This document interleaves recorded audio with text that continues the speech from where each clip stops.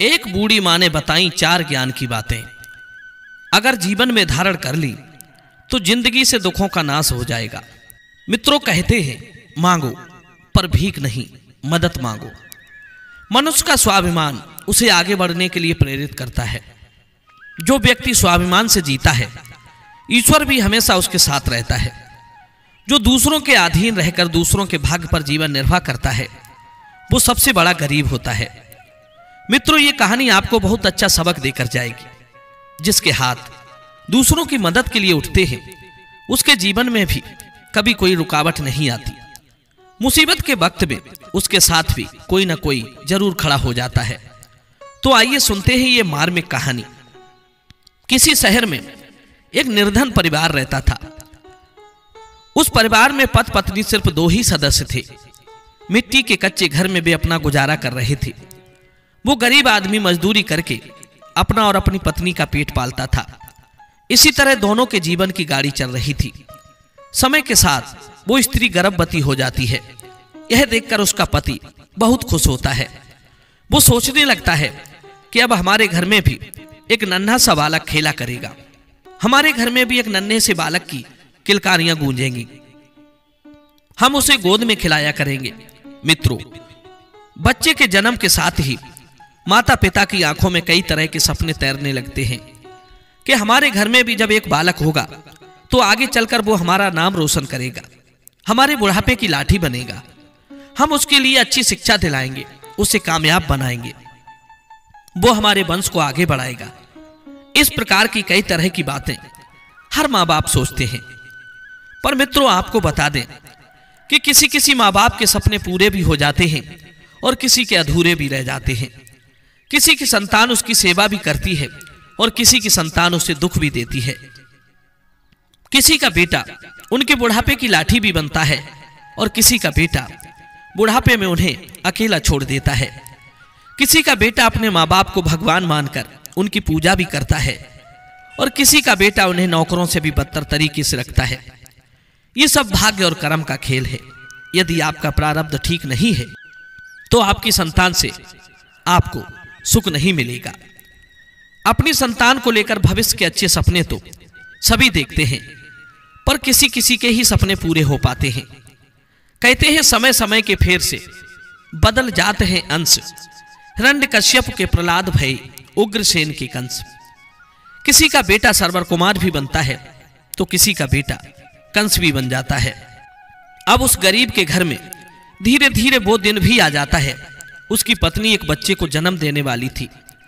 उसे उसका पति एक अस्पताल में भर्ती कराता है। प्रसव का समय जब निकट आता है तो मित्रों, इधर वो गरीब आदमी अपने होने वाले बच्चे को लेकर मन में सपने सजोता है। तब तक उसके पास यमराज का बुलावा आ जाता है। उसकी एक सड़क दुर्घटना में मृत्यु हो जाती है। नगर के कुछ लोग इधर उस आदमी की अंत्येष्टि क्रिया करते हैं तो दूसरी तरफ उसकी स्त्री अस्पताल में अपने बच्चे को जन्म दे रही होती है। जब उस दुखियारी को यह खबर मिलती है कि उसके पति की मृत्यु हो गई है तो उसकी छाती दहल उठती है। उस बेचारी का दुनिया में सिर्फ उसका पति ही तो था। अब वो भी चला गया। वो बिलक बिलक कर रो पड़ती है कि हे परमात्मा, ये तूने कैसा मेरे ऊपर वज्र सा गिरा दिया। मेरा जो सहारा था उसे ही छीन लिया। कम से कम इस बच्चे का तो ख्याल किया होता, जिसका अभी जन्म भी नहीं हुआ है। पैदा होने से पहले ही तुमने उसके सर से पिता का साया हटा दिया। अब कौन इस बच्चे का पालन पोषण करेगा। मित्रों, वो दुखियारी अस्पताल में ही अपने पति को लेकर बुरी तरह से रो रही थी। नगर के कुछ लोगों ने उसे ढांढस बंधाया। बहन, जन्म मृत्यु सब विधाता के हाथ में होता है, इसमें मनुष्य का कोई जोर नहीं चलता। यह भी कहा जाता है कि परमात्मा जो करता है अच्छा ही करता है। इसलिए जो चला गया उसका शोक त्यागी, जो आया है उसके बारे में सोचिए। इधर नाना भात से लोग उस गरीब महिला को समझाते हैं। इधर तब तक उसने एक सुंदर से पुत्र को जन्म दिया। बेटे को देखकर उसका कुछ दुख हल्का होता है। सोचती है कि अब मैं इस पुत्र को पाल पोस कर बड़ा करूंगी, यही मेरा सहारा बनेगा। अब वो अपने बच्चे को लेकर अपने घर आ जाती है। नगर के कुछ सज्जन लोगों ने उस महिला की कुछ दिन तक मदद की, लेकिन कौन कब तक मदद करता है। जब कुछ दिन होते हैं तो मददगार भी पीछे हट गए। अब तो वो अपने बच्चे को लेकर बिल्कुल अलग थलग पड़ गई। वो समझ गई थी कि दूसरों की मदद से कितने दिन तक जीवन जिया जा सकता है।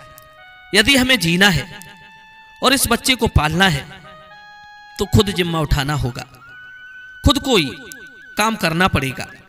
इस प्रकार वो महिला दूसरों के घरों में अपने लिए झाड़ू पोछा का काम तलाश लेती है। झाड़ू पोछा करके जो पैसे मिलते थे उनसे वो अपना और अपने बच्चों का पेट पालने लगी। समय के साथ धीरे धीरे बच्चा बड़ा होने लगता है। जब वो बालक 5 वर्ष का हो जाता है तो महिला उसे पढ़ने के लिए नगर के सरकारी स्कूल में बैठा देती है। सोचा कि मैं अपने बच्चे को ही पढ़ा लिखा कर इस काबिल बना दूं कि उसे कभी किसी के आगे हाथ ना फैलाने पड़े। कहते हैं मेहनती के लिए कोई लक्ष्य दूर नहीं होता, पढ़े लिखे विद्वान के लिए कोई जगह परदेश नहीं होती, मीठा बोलने वाले के लिए कोई पराया नहीं होता।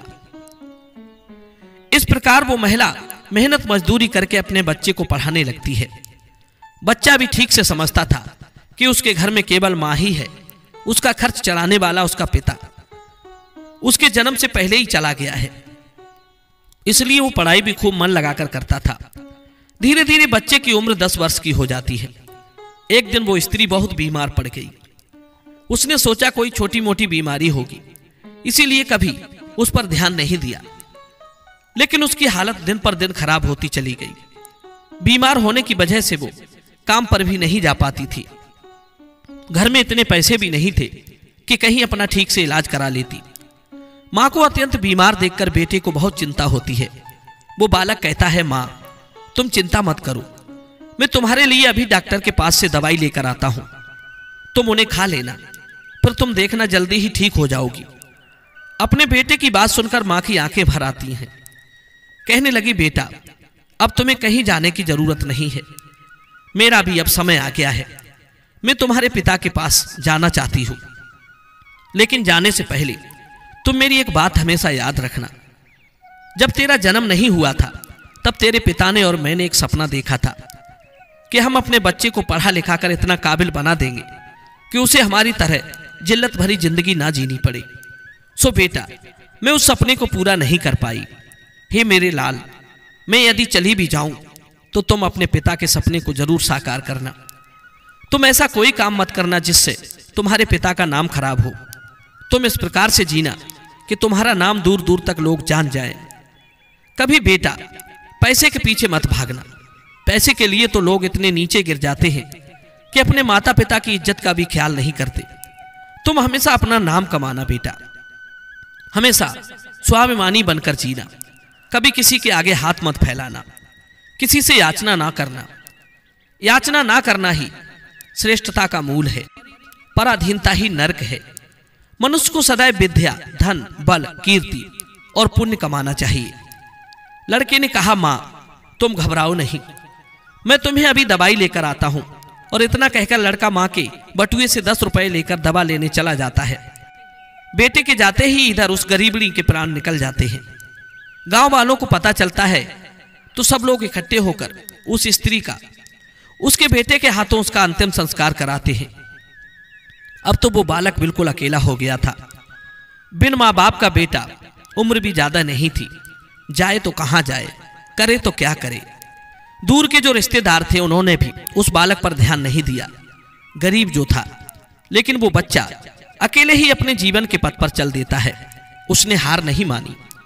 जो पैसे माँ छोड़ गई थी, कुछ दिन तक उन पैसों से अपनी गुजर चलाता रहा। कुछ दिन के बाद वो पैसे खत्म हो जाते हैं। घर में भी कुछ नहीं था। अब तो एक ही चारा था कि कुछ काम धंधा किया जाए, तभी भोजन की व्यवस्था होगी, तभी स्कूल की फीस भरी जाएगी। लड़के को अपनी माँ की बात अच्छी तरह याद थी कि बेटा कितना भी बुरा वक्त आ जाए पर किसी के आगे हाथ मत फैलाना, मेहनत करके ही अपना जीवन यापन करना। लड़के को अपनी माँ की बात अच्छी तरह याद थी, इसलिए वो कभी किसी के आगे भीख नहीं मांगता था। स्कूल से आने के बाद वो किसी के खेतों में काम करने चला जाता, कभी किसी की चाय की दुकान पर काम कर लेता और वहां से कुछ पैसे मिलते तो अपने स्कूल की फीस भर देता था और अपने खाने पीने की सामग्री खरीद लाता था। इस प्रकार छोटी सी आयु में वो बच्चा पढ़ाई भी करता था और मजदूरी भी करता था। धीरे धीरे कुछ साल ऐसे ही निकल जाते हैं। बच्चा अपने गांव से निकलकर कस्बे में पढ़ने लगता है। तब उसकी कॉपी किताबों की स्कूल की फीस का खर्चा बढ़ जाता है, लेकिन बालक ने हिम्मत नहीं हारी। रोजाना स्कूल जाता था। वो जो भी कमाता था उसकी सारी कमाई पढ़ने लिखने में ही लग जाती थी, और जो कुछ थोड़ा बहुत बचता था उससे अपना पेट भर लेता था। अगर वो कहीं स्थायी काम करता तो उसकी पढ़ाई छूट जाती, और पढ़ाई करता तो पेट भरने के लिए भी कुछ नहीं था। इसलिए साथ ही साथ वो दोनों काम करता था। स्कूल से आकर वो इधर उधर काम करने चला जाता था। एक दिन की बात, वो बच्चा स्कूल से पढ़कर घर वापस लौटा। फिर उसके बाद काम की तलाश में चला गया, लेकिन उस दिन उसे कोई काम नहीं मिला। पूरा दिन निकल गया। हारा थका शाम को घर आकर सो गया। आज कुछ काम नहीं मिला तो खाना कहां से खाता। जो पैसे थे पहले ही स्कूल की फीस भर चुका था। उसकी स्थिति तो ये थी कि रोज कमाना रोज खाना। जब उस दिन उसे कोई काम नहीं मिला तो बेचारे को भूखे पेट रहना पड़ा। केवल पानी पीकर सो गया। सुबह भूखा ही स्कूल चला जाता है, और स्कूल की छुट्टी के बाद जब घर आता है तो फिर किसी काम की तलाश में निकल पड़ता है। सोचता है कल नहीं तो आज मुझे कोई ना कोई काम जरूर मिल जाएगा, लेकिन दुर्भाग्य पीछा नहीं छोड़ता है। उस दिन भी उसे कोई काम नहीं मिला। आज उसे फिर भूखा सोना पड़ा। पेट की आग अब ज्यादा बेचैन करती थी। तो एक बार को उसके दिमाग में आता है कि भूखे पेट पड़ा भी नहीं जाता, ना हो तो किसी से कुछ मांग कर खा लूं। पर मां ने मरते वक्त उससे कहा था कि बेटा कभी भीख मांगकर मत खाना, हमेशा कमा कर खाना। लड़का भी बड़ा स्वाभिमानी था, किसी से मांगने की उसकी हिम्मत ना पड़ी। सोचता था चाहे कुछ भी हो जाए पर भीख मांग करके नहीं खाऊंगा। अगर मैंने भीख मांगनी शुरू कर दी तो लोग मुझे भिखारी कहने लगेंगे। ईश्वर ने पेट बनाया है तो कहीं ना कहीं इसका भोजन भी बनाया होगा। लड़का उस दिन भी भूखा रहता है। सुबह जब सोकर उठता है तो भूख से चक्कर आने लगते हैं। अभी उसकी उम्र ही कितनी थी। भूख का दंश वो कैसे सह सकता था। कोई बड़ा होता तो 2-4 दिन काट भी लेता। आज वो स्कूल नहीं गया। सोचा आज मैं सुबह से ही काम पर जाता हूं, काम मिल जाएगा तो भोजन कर लूंगा, फिर अगले दिन के लिए तैयार हो जाऊंगा। अब तो काम की तलाश में वो इधर उधर भटकता है। उसकी आंखों के सामने अंधेरा छा रहा था, उससे राह नहीं चली जा रही थी।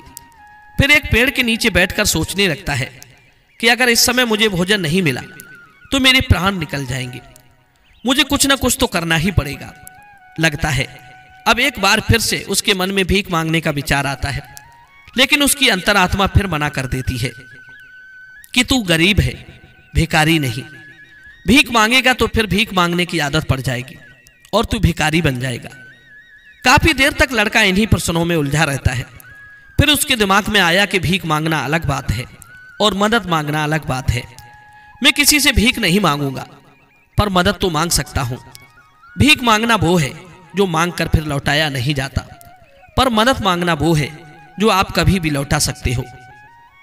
लड़के ने सोचा कि मैं आज किसी से मदद मांगे लेता हूं, जब मुझसे हो जाएगा तो मैं लौटा दूंगा। अब तो लड़का वहां से चलता है और नगर के बाहर एक बड़ा सा घर दिखाई देता है। लड़का उस द्वार पर जाकर द्वार को खटखटाता है। घर के अंदर से एक महिला निकलती है। द्वार पर देखा कि एक 10 वर्ष का बड़ा ही उदास सा मासूम सा लड़का खड़ा है। पहले तो वो उस लड़के से पूछती है कि बेटा तुमने दरवाजा क्यों बजाया, क्या कुछ काम है? लड़का दोनों हाथ जोड़कर कहता है माँ जी, मैंने दोपहर के समय आपको तकलीफ दी, इसके लिए क्षमा चाहता हूं। तब वो महिला पूछती है बेटा क्या तुम्हें कुछ चाहिए, मैं तुम्हारी क्या मदद कर सकती हूं? मित्रों वो भी एक बच्चे की मां थी, इसलिए मातृत्व का भाव उसके शब्दों में था। उस महिला के पूछने पर एक बार तो लड़के के मन में ये आया कि लाओ इन माजी से मैं कह ही देता हूं कि मैं 2-3 दिन से भूखा हूं, भोजन न मिलने के कारण बहुत परेशान हूं।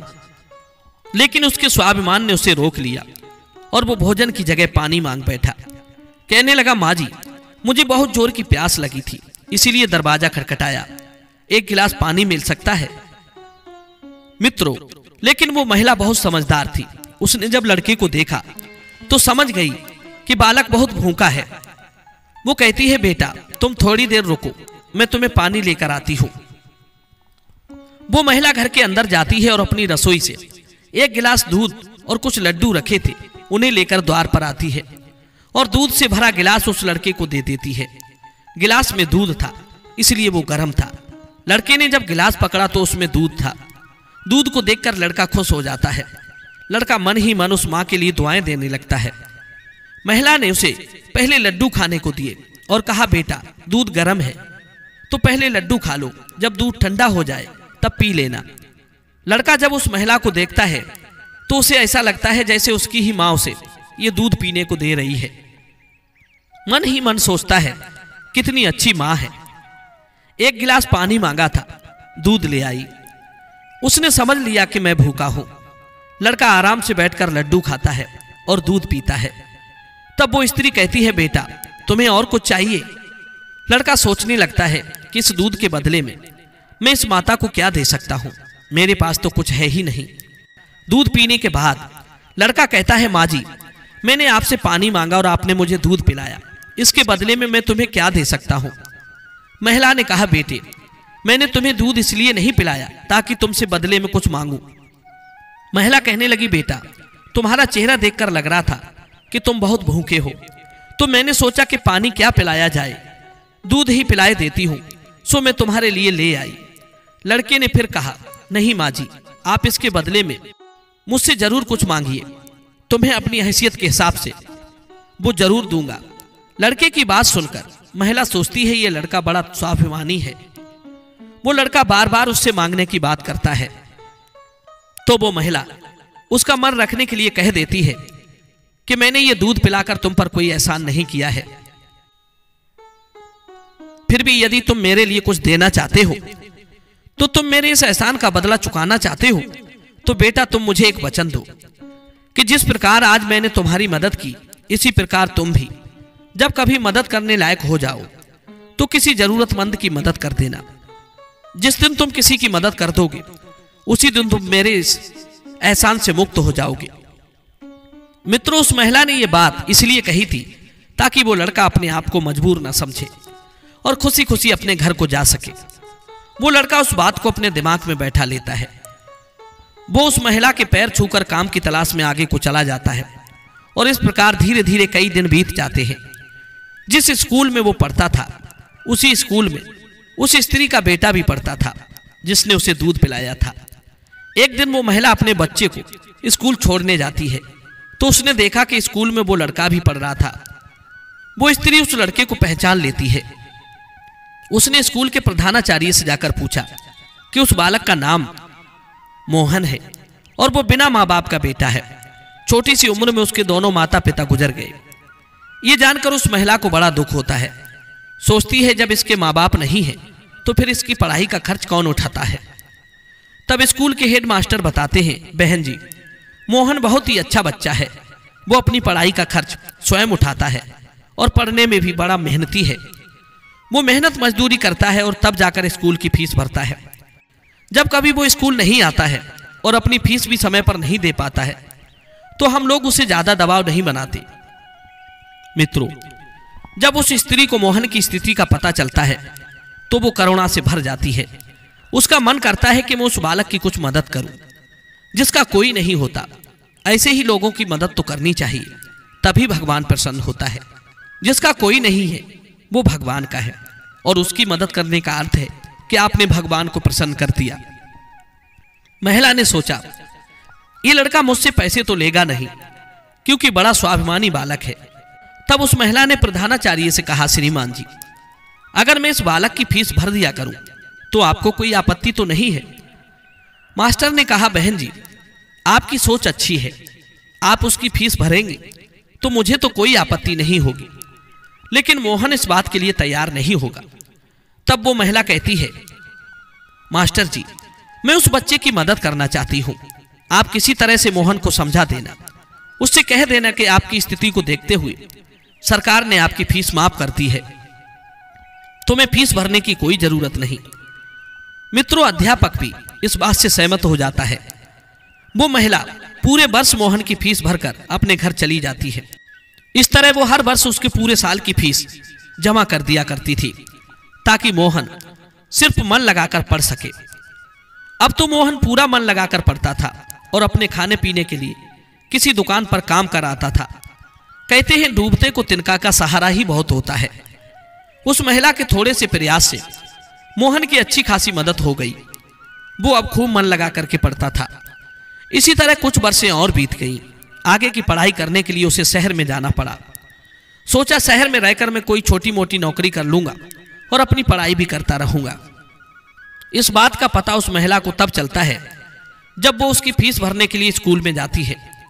वो महिला जब मोहन की फीस जमा करती है तो अध्यापक लोग बताते हैं, बहन जी, मोहन तो आगे की पढ़ाई करने शहर चला गया है, अब तुम्हें उसकी फीस जमा करने की कोई जरूरत नहीं।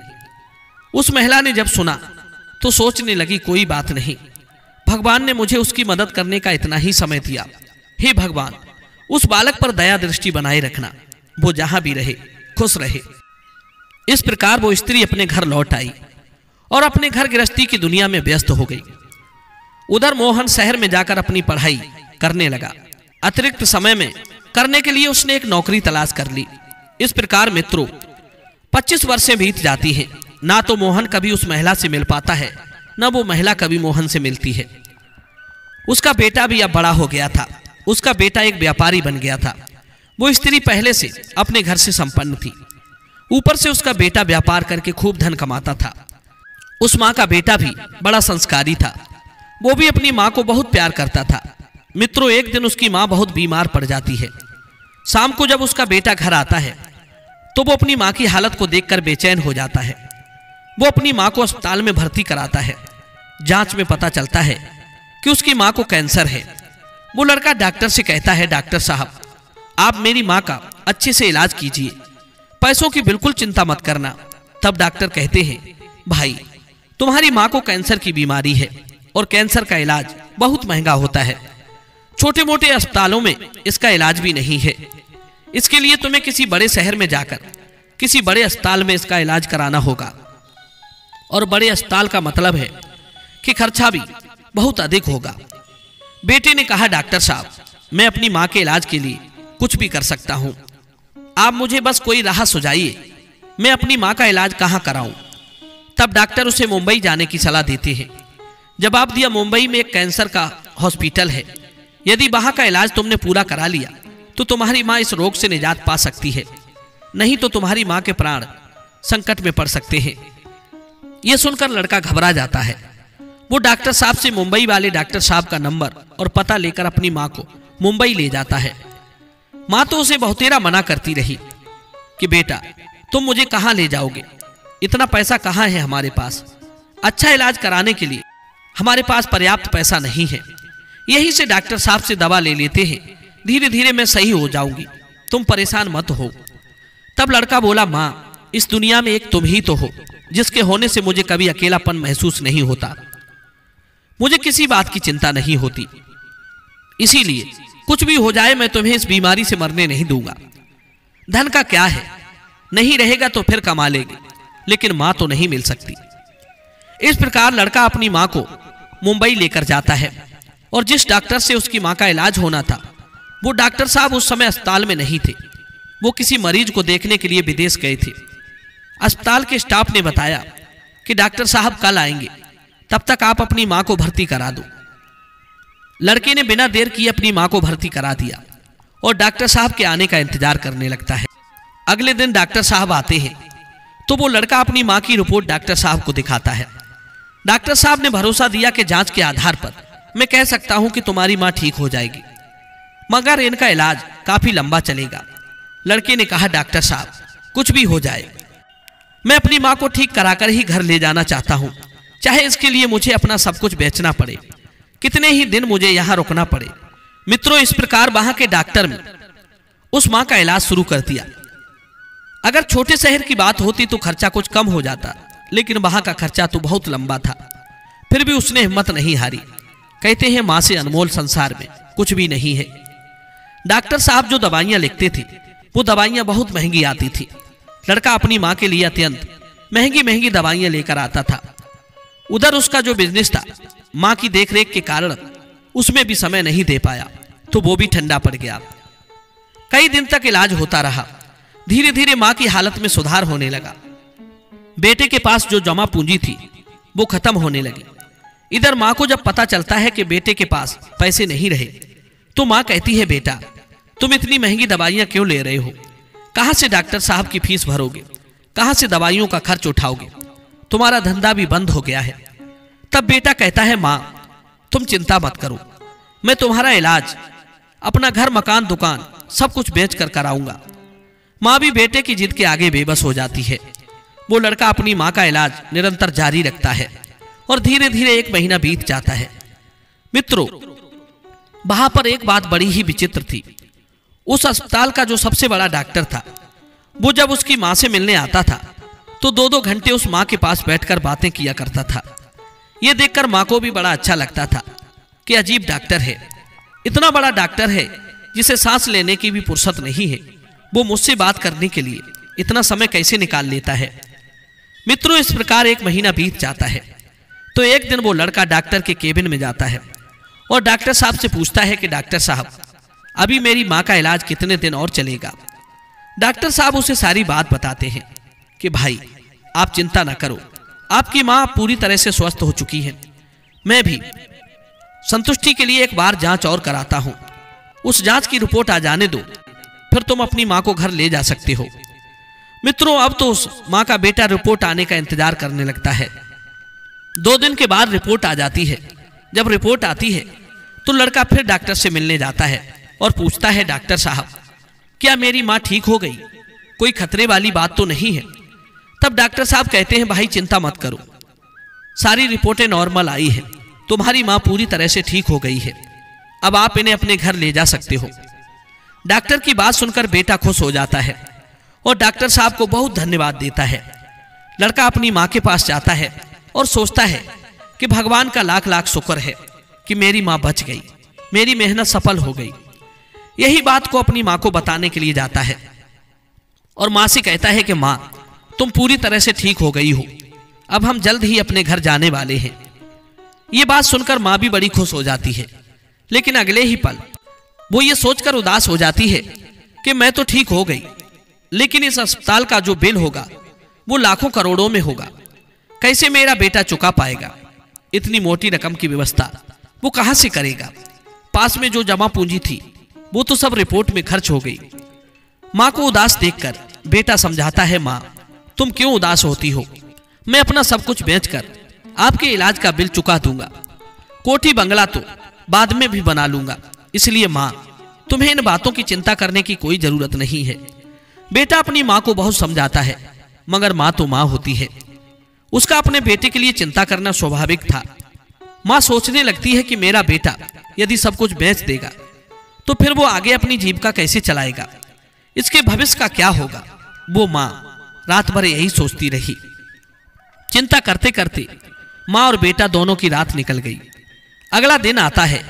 जब अगला दिन होता है और माता जी की छुट्टी का समय होता है तो अस्पताल के स्टाफ का एक कर्मचारी एक लिफाफा लेकर माँ बेटे के पास आता है और उस महिला के बेटे से कहता है कि डॉक्टर साहब ने आपके लिए ये बिल का लिफाफा भेजा है, आप इस बिल को ठीक से पढ़ लो और पढ़ने के बाद इस बिल को चुकाकर तुम अपनी माँ को अपने घर ले जाओ।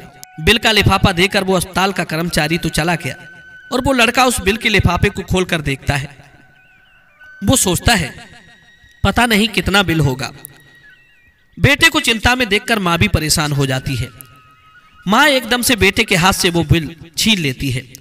उधर माँ उस बिल को खोलकर देखती है। उधर अस्पताल के जो सबसे बड़े डॉक्टर थे वो भी वहीं पहुंच जाते हैं। माँ ने जब उस लिफाफे को खोलकर देखा, उसने एक छोटी सी पर्ची रखी हुई थी। उस पर्ची पर लिखा हुआ था, हे माँ जी, तुमने अपने बिल का भुगतान तो 25 साल पहले ही कर दिया था, जब एक 3 दिन के भूखे बच्चे को 1 गिलास दूध और लड्डू खिलाए थे और 4 साल की उस बच्चे की स्कूल की फीस भरी थी। पर्ची को पढ़ते ही महिला की आंखें फटी की फटी रह जाती हैं। जब उस माँ का बेटा पूछता है, माँ डॉक्टर साहब ने कितना बिल दिया है, तो वो माँ उस पर्ची को अपने बेटे को देती है। बेटा जब उसे पढ़ता है तो वो भी हैरान रह जाता है। लड़का अपनी माँ से पूछता है, हे माँ, क्या तुम डॉक्टर साहब को पहले से जानती हो? डॉक्टर साहब से तुम्हारी जान पहचान कब हुई थी? तब माँ कहती है, बेटा मैं इन्हें पहले से नहीं जानती हूँ, अभी पता चला है। बेटे ने पूछा, फिर इसमें 25 साल पहले की घटना क्यों लिखी है? तब माँ कहती है, बेटा 25 साल पहले जब तुम बहुत छोटे थे, तब तुम्हारी उम्र का एक छोटा सा लड़का भरी दोपहरी में हमारे घर के द्वार पर आता है। वो भूखा प्यासा था। उसने मुझसे एक गिलास पानी मांगा। मैंने बच्चे को देखा तो मैं समझ गई कि वो भूखा है। मैं रसोई में गई। रसोई में कुछ और तो नहीं था। उस समय दूध और लड्डू रखे हुए थे। मैंने उसे वही खाने को दे दिए। वो कई दिनों से भूखा था। उसने दूध तो पी लिया, पर वो मुझसे कहने लगा कि हे माँ, तुम्हारा ये ऋण कैसे चुका पाऊंगा? तो मैंने उसका मन समझाने के लिए कह दिया, बेटा जिस प्रकार मैंने आज तुम्हारी बुरे समय में मदद की है, इसी तरह जब तुम बड़े हो जाओ, मदद करने लायक हो जाओ, तो तुम भी किसी जरूरतमंद की मदद कर देना। मुझे क्या पता था कि वही लड़का जिसे मैंने दूध पिलाया था, वो 25 साल बाद इतना बड़ा डॉक्टर बनकर मेरी मदद करेगा। लोग तो आज खाकर कल को भूल जाते हैं, लेकिन उस बच्चे ने मेरा वो ऋण, वो छोटा सा एहसान अभी तक याद रखा है। मैं इस बात को सोचकर बड़ी हैरान हूं। डॉक्टर साहब ही वो बच्चा है। दोस्तों, इधर माँ बेटे आपस में बातचीत कर रहे थे, उधर वही डॉक्टर साहब उनके पीछे खड़े होकर उनकी बातें सुन रहे थे। उनकी आंखों में आंसू थे और बचपन का वो दृश्य जब वे भूखे प्यासे उस माँ के द्वार पर पहुंचे थे। डॉक्टर साहब आगे बढ़कर उस माँ को प्रणाम करते हैं और माता जी के पास बैठ जाते हैं। कहते हैं, हे माँ, मैं वही छोटा सा बच्चा हूं जिसके स्वाभिमान की तुमने कभी रक्षा की थी। आपके कहे हुए शब्द आज भी मेरे कानों में गूंजते हैं, लेकिन मैंने तुम्हारे उन्हीं शब्दों को अपना संस्कार बनाया। मैंने अपनी जिंदगी में बहुत दुख देखा है, लेकिन कभी हिम्मत नहीं हारी। मैं तुम्हारा बहुत बड़ा कर्जदार हूं। यदि तुम मेरे स्कूल की फीस नहीं भरती तो आज मैं इतना बड़ा डॉक्टर बना नहीं बैठा होता। ये तुम्हारी देन है माँ। मैंने तो तुम्हें उसी दिन अपनी माँ मान लिया था जिस दिन तुमने ममता भरी छांव में बैठाकर मुझे भूखे को दूध पिलाया था। इतना कहने के बाद डॉक्टर साहब जो माँ की दवाई में पैसे खर्च हुए थे, वे सारे पैसे लौटा देते हैं और बूढ़ी माँ के चरणों में अपना सर रख देते हैं। वो माँ डॉक्टर साहब को उठाकर अपने सीने से लगा लेती है। डॉक्टर साहब और बूढ़ी माँ की आंखें आंसुओं से भरी हुई थी। जब यह दृश्य अस्पताल का पूरा स्टाफ देखता है तो सब देखकर हैरान रह जाते हैं। सबकी आंखें नम हो जाती हैं। तब बूढ़ी माँ डॉक्टर साहब से कहती है, बेटा मनुष्य को जीवन में आने वाले परिवर्तनों से घबराना नहीं चाहिए, बल्कि उन्हें यह सोचकर स्वीकार करना चाहिए कि उनके जीवन में कुछ और अच्छा होने वाला है। इन परिवर्तनों से मनुष्य बहुत कुछ सीखता है और वो सही राह पकड़ लेता है, दुर्गुणों से भी बच जाता है। जो अपने साथ हुई घटनाओं से टूट जाता है वो कभी आगे नहीं बढ़ पाता। दूसरी बात, अंधेरा चाहे कितना ही घना हो, एक छोटा सा दीपक उसे मिटा डालता है। उसी तरह अगर जीवन में कुछ अंधेरा आ जाए तो ज्ञान रूपी दीपक से अंधेरे को मिटाकर सही रास्ता ढूंढा जा सकता है। ज्ञान वो निधि है जो रंक से राजा बना देती है, भटके को सही मार्ग दिखा देती है। तीसरी बात, आप दूसरों का भला कीजिए, दूसरों पर दया करिए, तुम्हारा भला अपने आप होता चला जाएगा। आपको अपने जीवन में अगर किसी की मदद करने का सौभाग्य मिले तो जरूर करना। कहते हैं डूबते को तिनके का सहारा बहुत हो सकता है। आपकी छोटी सी मदद से किसी का जीवन ही बदल सकता है। आपका छोटा सा योगदान किसी के लिए वरदान भी हो सकता है। मुसीबत पड़े तो घबराना मत। जब एक रास्ता बंद होता है तो 10 खुल जाते हैं। जीवन में निखार तभी आता है जब मनुष्य दुख और मुसीबत की भट्टी में तपता है। कष्ट सहन करने के बाद ही मनुष्य को अनुभव मिलता है और ये अनुभव बहुत काम आता है। मित्रों, इस प्रकार बूढ़ी माँ अपने बेटे के साथ डॉक्टर से विदा लेकर अपने घर को लौट गई। ये कहानी कैसी लगी कमेंट सेक्शन में अपनी राय जरूर देना। मिलते हैं आपसे अगली वीडियो में एक और कहानी के साथ। आप सभी का बहुत बहुत धन्यवाद। जय श्री कृष्णा।